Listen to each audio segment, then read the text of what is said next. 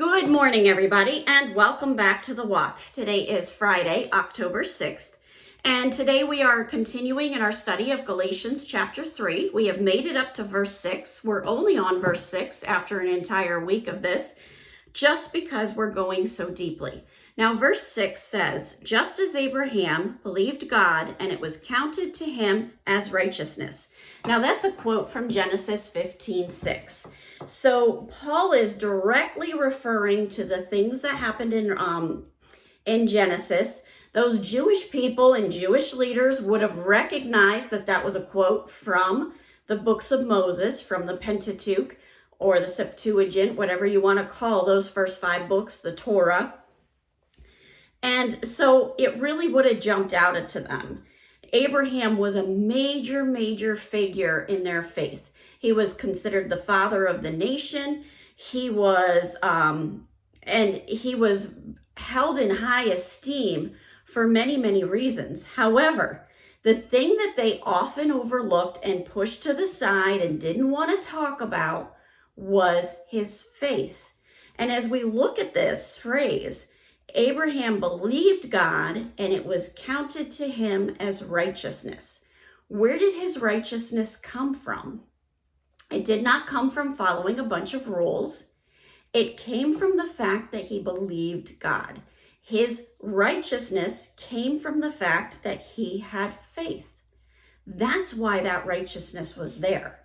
And it's not that the righteousness came from Abraham. It's not that Abraham earned that righteousness. It was that God counted it as righteousness. God gave him that favor of that grace and let it become righteousness simply on the fact that he believed.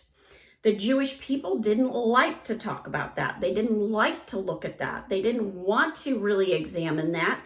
And here we have Paul telling the Galatians, a bunch of people who are trying to be works-based and say you can earn your righteousness. Their ears are being perked up because they're hearing Abraham.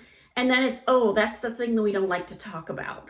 Oh, that's the thing we don't want to talk about. His righteousness did not come because of something he did or something he worked for. It came because he put his faith and trust in God. That's where that righteousness came from. So as you break this down, there's basically 2 kinds of righteousness. There's the kind of righteousness where you try to work for it and earn it. And there's the kind of righteousness that happens through faith. We're going to talk about the faith one in a minute, but first let's focus on this works one. Here's the bottom line. The bottom line is, unless you can be completely 100% a rule follower, never ever break the rule, never ever fall into sin, live a perfect life from the moment you are born, you cannot get righteousness through works. Yes, many thousands, millions even of people have tried to gain their righteousness through works, but that's not how it happens. It happens through the faith. It happens because you put your faith and trust in Jesus Christ and you recognize his work on the cross and say, he paid the price for me. He paid the price that I can never pay on my own.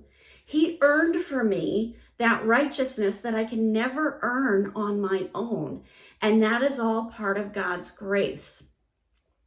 Because of God's grace, because of the fact that I can have that righteousness and not earn it through my works, I want to be obedient to him.